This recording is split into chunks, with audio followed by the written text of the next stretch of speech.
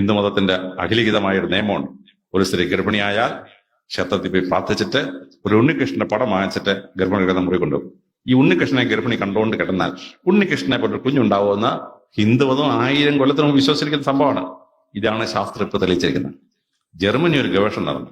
10-20 ഗർഭിണികൾക്ക് ശാസ്ത്രജ്ഞന്മാരുടെ ജീവചരിത്രം വായിക്കാൻ കൊടുത്തു.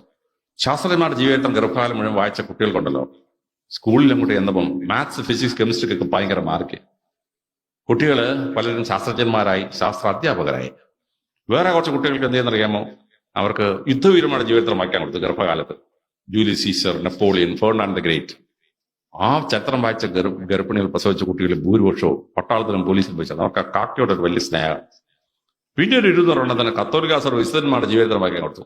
കത്തോലിക്ക സഭ വിശുദ്ധന്മാരുടെ ജീവിതത്തിലും വായിച്ച സ്ത്രീകളെ പ്രസവിച്ച കുട്ടികളിൽ ഭൂരിപക്ഷവും അച്ഛന്മാരും കന്യാസ്ത്രീകളുമായി എന്നാണ് ശാസ്ത്രം കണ്ടെത്തിയത്. ഗർഭിണി എന്തെങ്കിലും പഠിച്ചാൽ കുട്ടിക്ക് അപോരം ബുദ്ധിശക്തിയാണ്. അമ്മയുടെ തലച്ചോറ് വർക്ക് ചെയ്യാൻ വേണ്ടിയുള്ള ഇന്റലക്ച്വൽ ഹോർമോൺസ് ബോഡി ഉണ്ടാക്കും. അത് അമ്മയുടെ തലച്ചോറ് കയറി ഇറങ്ങിയിട്ട് ഗർഭത്തിൽ കിടക്കുന്ന കുഞ്ഞിന്റെ തലച്ചോറ് കയറി ഇറങ്ങണം. അപോരം ബുദ്ധിശക്തിയാവും കുട്ടികൾക്ക്. നിങ്ങൾ ഈ ലേഡി ടീച്ചേഴ്സിന്റെ മക്കളെ കണ്ടിട്ടുണ്ടോ? എല്ലാത്തിനും പഠിക്കാൻ ഭയങ്കര കഴിവാണ്. കാര്യം ഈ ഗർഭിണി ക്ലാസ്സിൽ വന്ന് 3 മാസം മെറ്റേണിറ്റി ലീവ് കിട്ടും.